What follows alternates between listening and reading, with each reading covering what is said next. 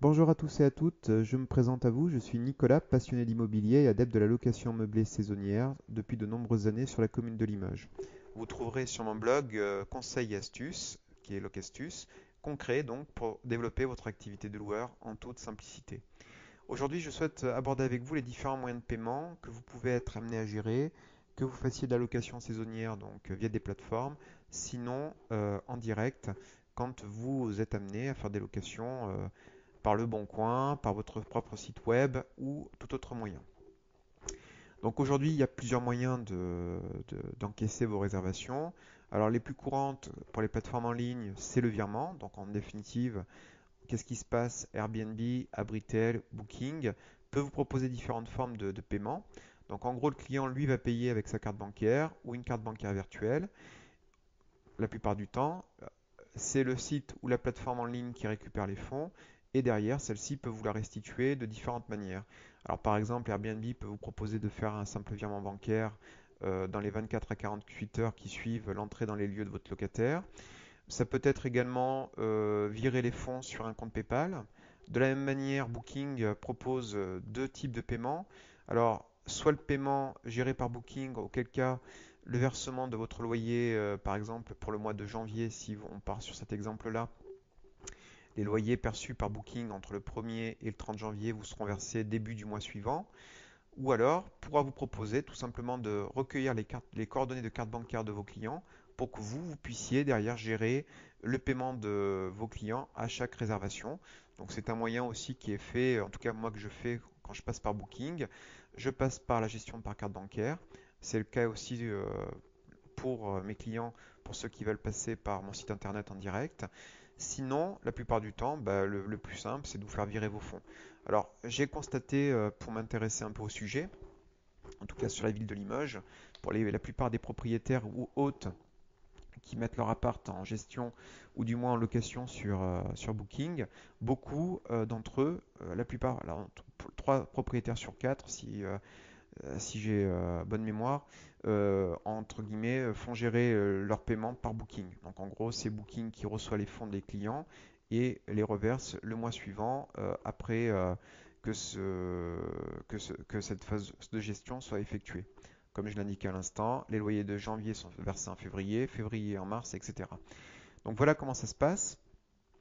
Alors pour ce qui est des locations en direct, la plupart du temps, du coup, vous pouvez être astreint à prendre des espèces, à faire des virements bancaires, à faire également les paiements par chèque ou par carte bancaire. Donc clairement, moi je fais un peu de tout. Euh, Il y en a qui sont fans ou pas des espèces. Après, juridiquement, on n'a pas à contraindre un client de régler de telle ou telle manière. C'est-à-dire que vous pouvez imposer à un client, si l'idée vous en dit, par exemple, de ne payer qu'en carte bancaire, en virement, en espèces ou en chèque, ou tout à la fois, mais vous pouvez perdre des clients parce que très simplement, vous avez des clients aujourd'hui qui encore, ça existe, hein, des clients qui sont dépourvus de chéquier, dépourvus de carte bancaire, qui ne règlent qu'en espèces ou qui préfèrent ne régler qu'en virement. Donc il faut, je pense, s'adapter au regard de l'évolution du marché. Aujourd'hui, vous devez être capable aussi bien d'accepter un règlement par carte bancaire si votre client vous le demande, parce que vous attirerez également des professionnels ou des agences de réservation en ligne qui travaillent avec des entreprises et qui sont susceptibles d'être des apporteurs d'affaires pour remplir vos calendriers. Donc, vous devez être en capacité, dans votre activité de loueur en meublé saisonnier, de pouvoir aussi bien encaisser des réservations en espèces, en chèques, en virement, éventuellement des virements faits sur des comptes PayPal ou par carte bancaire. Via des TPE virtuels, il en existe bon nombre pour pouvoir satisfaire à toutes les envies et à tous les fonctionnements. Donc c'est important de bien penser comme ça, puisque quand on parle de moyens de paiement, il ne s'agit pas simplement de s'attacher à regarder le paiement de la réservation en tant que tel, mais pour tout type de réservation, moi je réclame des dépôts de garantie. Alors comme je l'avais déjà évoqué dans un précédent podcast pour les problèmes que vous pourriez rencontrer, notamment si vous êtes amené à gérer un conflit ou un litige avec un client qui vient d'une plateforme comme Abritel ou Airbnb, sur certaines plateformes, vous n'avez pas à gérer le dépôt de garantie puisque c'est la plateforme en ligne qui va s'en occuper et qui va gérer de façon amiable la plupart du temps, tant qu'il est possible de le faire, les griefs que le locataire pourrait avoir à l'encontre de son hôte ou inversement.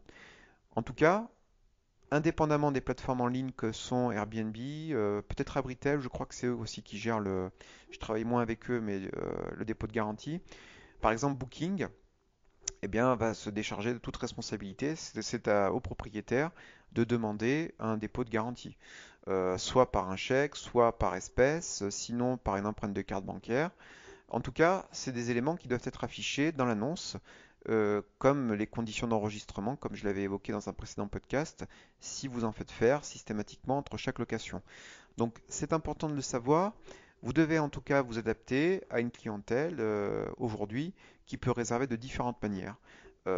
Sachant qu'on est de plus en plus sur des moyens de paiement dématérialisés, c'est-à-dire que les gens vont de plus en plus régler soit avec des cartes virtuelles pour des raisons de sécurité et pour éviter des fraudes à leur compte bancaire, sinon par des comptes PayPal, par des virements ou tout autre nouveau moyen, si je veux dire, de paiement dématérialisé. Et pour des locations en direct, vous pourrez toujours gérer les prises de dépôt de garantie par chèque. Ça arrive, mais très rarement, mais ça arrive aussi en espèces. Et également tout ce qui concerne les cartes prépayées, donc qui sont des cartes bancaires qui sont par exemple soumises à un certain montant, 400, 500, 600 euros. Et une fois que la carte bancaire prépayée n'a plus de sous, ben, d'argent, son porteur va pouvoir faire un virement dessus et ensuite la recharger pour pouvoir faire des paiements soit en ligne, soit directement chez le commerçant, donc ou auprès du loueur au moment de l'arrivée et de l'enregistrement. Donc voilà, sachez qu'aujourd'hui, les différents moyens de paiement, tant aussi bien pour le paiement de vos réservations que pour gérer un dépôt de garantie, sont des éléments à considérer pour pouvoir s'adapter, pour répondre plus largement à tout type de client, à tout type de demande, et également pour la restitution du dépôt de garantie. Personnellement, moi je suis plus friand des chèques, même s'il y a toujours un risque d'impayé ou d'être sans provision, c'est quand même plus facile à gérer. Parce qu'au départ d'un locataire, par exemple, vous pouvez très bien vous mettre d'accord préalablement, soit pour restituer le chèque en main propre si vous faites un état des lieux de sortie contradictoire. Sinon, une fois que le ménage est fait par votre prestataire, votre employé ou la société de ménage et que tout est OK, eh bien, d'un commun accord, renvoyez le chèque par correspondance à votre locataire, à l'adresse qu'il aura indiquée sur le contrat de location, ou très bien faire ce que l'on appelle une photo, c'est-à-dire que vous déchirez le chèque de façon lisible, vous en faites une photo, vous l'envoyez par MMS au locataire pour lui témoigner que vous avez bien tenu compte que l'appart était clean à son départ et que vous ne lui retenez pas le dépôt de garantie. Si vous devez gérer des espèces, c'est plus contraignant parce que ça vous contraint malgré tout à être disponible pour faire soit un pré-état des lieux la veille du départ, sinon à être présent le jour du départ du locataire pour pouvoir lui remettre ses fonds. Ou alors, ce que je préfère encore, ce qui est là pour moi le plus facile d'accès, le plus facile de gestion, c'est la prise d'empreinte bancaire. Comme ça, bien, très simplement, vous avez un rapport distancié avec le locataire, vous n'avez pas à gérer en direct l'état des lieux de sortie. À partir du moment où l'appart est clean et qu'il n'y a pas de souci particulier, l'empreinte bancaire d'elle-même, moi pour le TPE que j'utilise, qui est Stripe, s'achève au bout de 7 jours automatiquement. Sinon, vous pouvez la proroger d'autant manuellement si vous en avez nécessité par période de 7 jours, si vous êtes par exemple sur une location longue durée, et auquel cas vous n'avez pas d'autres formalités à faire, et puis c'est beaucoup plus souple et fonctionnel auprès de votre locataire. Il faudra juste lui préciser que l'empreinte de carte fera que ce dépôt de garantie n'est pas débité réellement de son compte. C'est comme quand vous louez une voiture, c'est juste une empreinte de carte, et vous pouvez juste saisir tout ou partie de la somme du dépôt de garantie en fonction des nécessités de la location et des éventuels problèmes que vous pourriez relever au moment du départ de votre locataire. Donc voilà les différents éléments sur les moyens de paiement et mes différents commentaires sur ce sujet. Donc j'espère que cela vous aura éclairé, vous aura aidé à avancer en tout cas pour vous décider à prendre tel ou tel moyen de paiement pour vos réservations et vos dépôts de garantie. En tout cas, si cela vous a plu, bah, n'hésitez pas à partager, faire vivre ce podcast et cette vidéo avec vos amis en la partageant, à la liker, à la commenter. J'essaierai autant que possible de répondre à l'ensemble des commentaires. N'hésitez pas également à vous abonner à ma chaîne YouTube Locastus et ainsi qu'à mon blog locastus.com pour être mis au courant de mes prochaines publications. De mon côté, je vous remercie de votre attention et puis je vous souhaite à tous et à toutes une très bonne fin de journée. À très bientôt.